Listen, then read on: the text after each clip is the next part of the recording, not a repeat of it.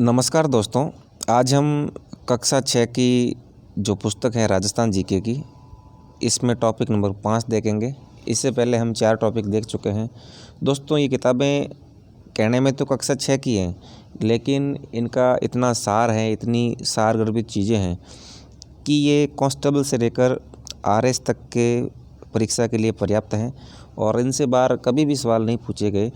लेकिन हम क्या करते हैं, गाइडों के पीछे भागते हैं और फिर अपना सिलेक्शन नहीं होता है। तो दोस्तों ये किताबें पढ़ना बहुत ज़रूरी है और विशेष रूप से जो कांस्टेबल भर्ती परीक्षा 2022 में होने वाली है, फरवरी में प्रस्तावित है, उसके लिए उपयोगी है। और भी एग्ज़ाम है उनके लिए भी चलेगा। तो दोस्तों शुरू करते हैं। रविवार का दिन था, ये थोड़ा आप पढ़ के देख लो, आप इसमें इतना नहीं है ज़्यादा। दिशा अपनी माँ के साथ गांव के पनघट पर पानी भरने गई थी। कितना सरल भाषा में दे रखा है। पानी लेकर आते समय उसने पनघट के पास बने हुए पुराने किले पर कुछ लोगों को घूमते हुए देखा। तो दोस्तों इसमें ये अपनी माँ से बालिका प्रश्न करती हैं कि ये पर्यटक हैं, इस पुराने किले को देखना है। तो पूछती है कि पर्यटक क्या है, पुराना किला क्या है। तो दोस्तों अभी ये छोड़ देते हैं, आगे चलते हैं क्योंकि ये चीज़ें तो आपको पता होगी। तो यहाँ से शुरू करते। देखिए, अध्यापक जी ने कहा चलो आज आपको जागीरदार और जागीरदारी व्यवस्था के बारे में जानकारी देता हूँ। तो जागीरदारी व्यवस्था के बारे में भी बताया गया इसमें। आज़ादी से पहले हमारा राजस्थान वर्तमान स्वरूप में नहीं था, ये मुख्य रियासतों में विभाजित था। तो जो राजस्थान था आज़ादी से पहले रियासतों में था। जो वर्तमान राजस्थान है ऐसा राजस्थान नहीं था और ये रियासतें स्वतंत्र राज्य की तरह शासन संचालित करती थी। रियासतों के शासक अपने मंत्रियों और जागीरदारों की सहायता से शासन का संचालन करते थे। शासक शक्ति का सर्वोच्च केंद्र राजा होता था। तो दोस्तों अलग अलग रियासत का अलग अलग राजा हुआ करता था। तो कितने हो गए, लगभग 19 रियासत थी तो 19 राजा हो गए, 19 सीएम हो गए। शासन का यह प्रकार राजशाही शासन कहलाता था। पहले चुनाव नहीं होते थे और डायरेक्ट राजा का बेटा राजा बनता था, उसे राजशाही कहते थे।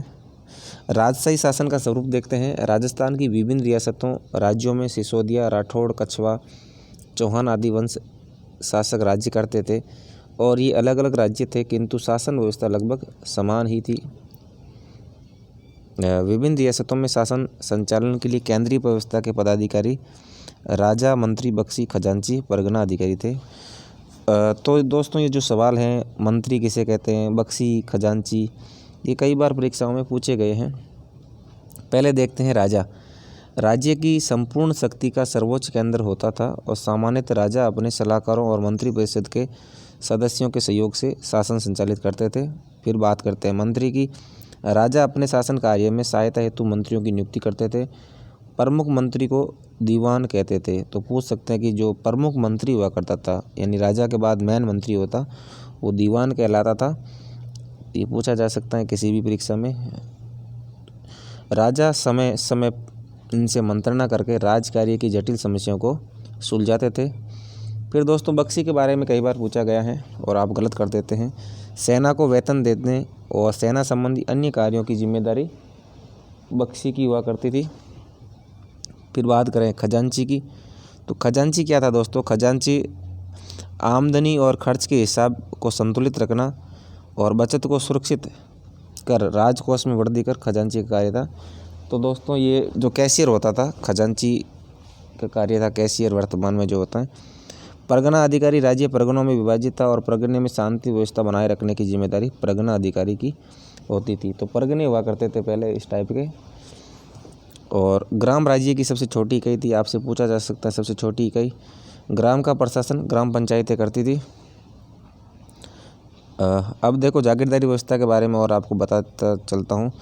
एक व्यवस्थित राज्य के लिए प्रशासनिक व्यवस्था अनिवार्य तत्व है। राजस्थान के मध्यकाल का संपूर्ण शासन तंत्र राजा और जागीरदारी व्यवस्था पर आधारित था। राजस्थान की जागीरदारी व्यवस्था रक्त संबंध और कुलीय भावना पर आधारित प्रशासकीय और सैनिक व्यवस्था थी। तो ये जागीरदारी व्यवस्था हुआ करती थी। जागीरदार जो राजा के निकट संबंधी हुआ करते थे वही जागीरदार हुआ करते थे। राजस्थान में जागीरदारी व्यवस्था का मूल तत्व था कि राजा की मृत्यु के बाद उसका बड़ा पुत्र राजा बनता था। राजा अपने छोटे भाइयों को जीवन यापन के लिए भूमि आवंटित करता। भाई बंधु को दी गई इस भूमि को स्वामी जागीरदार कहलाता था। यानी राजा का बेटा तो राजा बनेगा, लेकिन जो उसके परिवार वाले होंगे, चाचा, ताऊ, भांजा, तो उनके जागीर दे देते, कुछ गांव दे देते, तो वो जागीरदार कहलाते थे। और जो भी टैक्स आता था तो वो फिर उनका गुजारा चलता था उस पर। जागीरदार का कार्य उस जागीर की सुरक्षा और उसका शासन संचालन था। बाद के समय में योग्यता के आधार पर भी जागीरें प्रदान की जाने लगी। दोस्तों उसके बाद में जैसे जैसे समय बीतता गया तो योग्यता के आधार पर भी जागीरें दी गई थी। कक्षा में बच्चे रुचि से सुन रहे थे, तभी सीकर ने शिक्षक से पूछा कि यह व्यवस्था कब से आरंभ हुई, इसके बारे में बताइए। अत्याविक जी ने कहा कि मैं आपको इसके प्रारंभ और इसके स्वरूप के बारे में बताता हूँ। तो अब जागीरदारी व्यवस्था कैसे शुरू होती है उसके बारे में बताया गया है।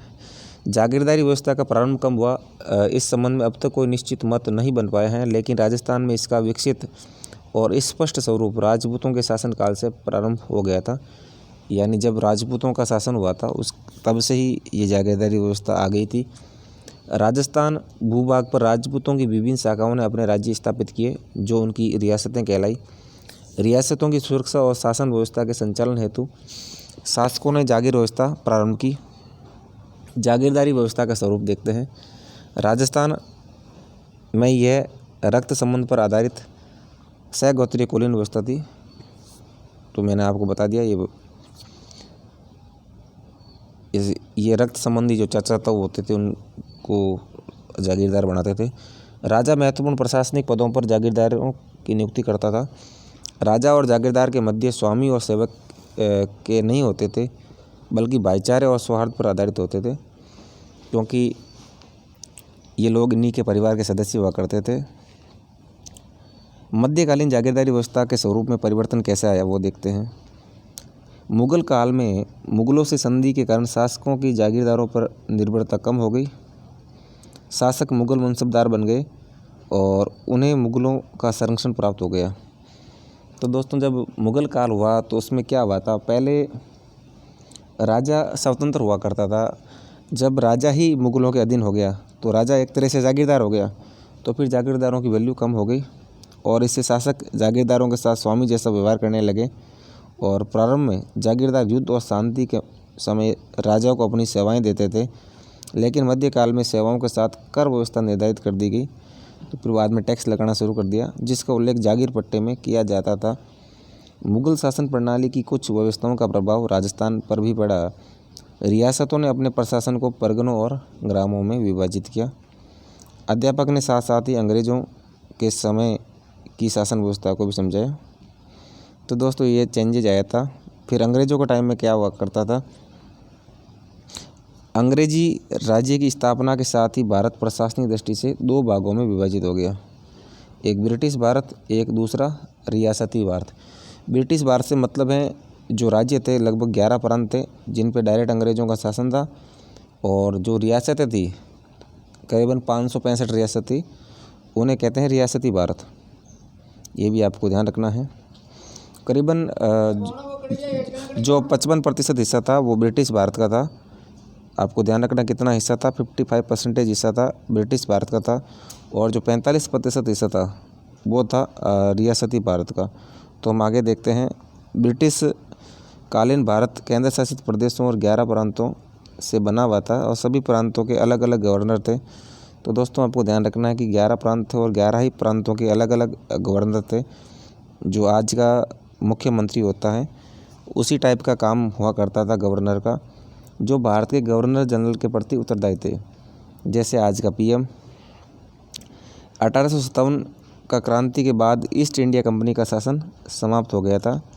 दोस्तों ये सवाल भी कई बार पूछा गया है कि ईस्ट इंडिया कंपनी का शासन कब समाप्त हो गया, तो 1857 में समाप्त हो गया था। अब भारत के प्रशासन का सीधा नियंत्रण इंग्लैंड के ताज और संसद के नियंत्रण में आ गया। तो 1857 में क्या हुआ था कि सीधा नियंत्रण जो भारत का है इंग्लैंड के राजा के अधीन हो गया था। लॉर्ड कैनिंग को गवर्नर जनरल के साथ साथ भारत का प्रथम वाइसराय भी नियुक्त किया गया। तो ये सवाल कई बार प्रतियोगी परीक्षाओं में पूछा जा चुका है कि भारत के प्रथम वाइसराय कौन थे। तो दोस्तों आपको ध्यान रखना है लॉर्ड कैनिंग, और ये अंतिम गवर्नर जनरल भी थे। अंग्रेज़ सरकार द्वारा विभिन्न अधिनियम पारित कर भारत का शासन संचालित किया जाने लगा। 1935 ईस्वी का भारत सरकार अधिनियम, जिसे 1 अप्रैल 1937 ईस्वी को लागू किया गया। ये तारीख आपको ध्यान रखनी है कि भारत शासन अधिनियम कब लागू किया गया, 1 अप्रैल 1937 को। अजमेर मेरवाड़ा के प्रशासन में परिवर्तन लाया गया। दोस्तों अजमेर मेरवाड़ा जो सीधा अंग्रेज़ों के अधीन था, और अब इस विदेश और राजनीति विभाग के स्थान पर भारत सरकार के गृह विभाग के अंतर्गत लाया गया। तो अब ये गृह विभाग के अंतर्गत आ गया अजमेर मेरवाड़ा। पहले विदेश और राजनीतिक विभाग के अंतर्गत हुआ करता था। गृह विभाग के अंतर्गत आने का प्रमुख प्रभाव यह हुआ कि अब इस क्षेत्र के सभी कानून और संघीय कार्यपालिका द्वारा बनाए जाने लगे, न कि गवर्नर जनरल द्वारा। तो सीधा दोस्तों जो अजमेर मेरवाड़ा क्षेत्र था ये अंग्रेज़ों के अधीन था। इस तरह भारत में कुल 4 क्षेत्र थे, ABCD आपको ध्यान रखना है। जैसे अजमेर मेरवाड़ा हो गया, फिर बाद में B से बलूचिस्तान, C से कुर्ग, और D से दोस्तों एक और क्षेत्र था, वो दिमाग से निकल रहा है। तो इस तरह दोस्तों 4 जगह थी। देश की आज़ादी के बाद राजस्थान के एकीकरण की प्रक्रिया शुरू हुई। राजस्थान की प्रथम विधानसभा के लिए 1952 ईस्वी में चुनाव हुआ। पहला चुनाव कब हुआ था, 1952 में हुआ था, और टीकाराम पालीवाल प्रथम निर्वाचित मुख्यमंत्री बने। ये भी कई बार पूछा जाता है। आपको निर्वाचित और मनोनीत में कन्फ्यूज नहीं होना है। प्रथम मनोनीत थे हीरालाल शास्त्री, और प्रथम निर्वाचित टीकाराम पालीवाल। फिर हम शब्दावली देखते हैं। तो दो शब्दावली के अंदर जागीर पट्टा किसे कहते हैं, वह पत्र जिसमें शासक द्वारा प्रदान की गई जागीर का उल्लेख होता था उसे जागीर पट्टा कहते हैं।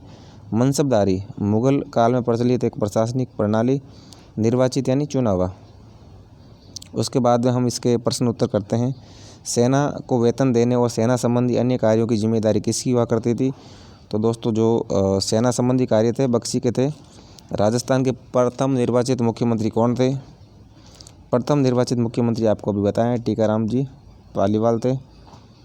उसके बाद में आपको इसको मिलान करना है। ग्राम, मनसबदारी, जागीर पट्टा। ग्राम क्या हुआ करती थी, ग्राम राज्य की सबसे छोटी इकाई, और मनसबदारी मुगलकालीन प्रशासनिक व्यवस्था। जागीर पट्टा वह पत्र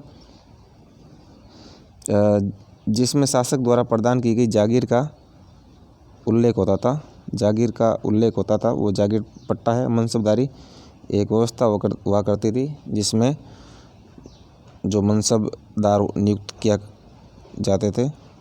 परगना अधिकारी के कार्य बताइए, आपको खुद को बताना है। राजस्थान की रियासतों में कौन कौन से वंश के शासक राज करते थे। तो बहुत सारे वंश थे, सिसोदिया, राठौड़, परमार, चालुक्य, चौहान खूब थे। तो दोस्तों ये आज का ही हमारा टॉपिक है, आप इसको फिर से देख लें एक बार। जो 5वां टॉपिक है कंप्लीट होता है कक्षा 6 की पुस्तक का। दोस्तों आपको मेरा वीडियो कैसा लगा है, यदि आपको वीडियो पसंद आया तो वीडियो को लाइक करें व चैनल को सब्सक्राइब करें। आज के लिए बस इतना ही। जय हिंद, जय भारत।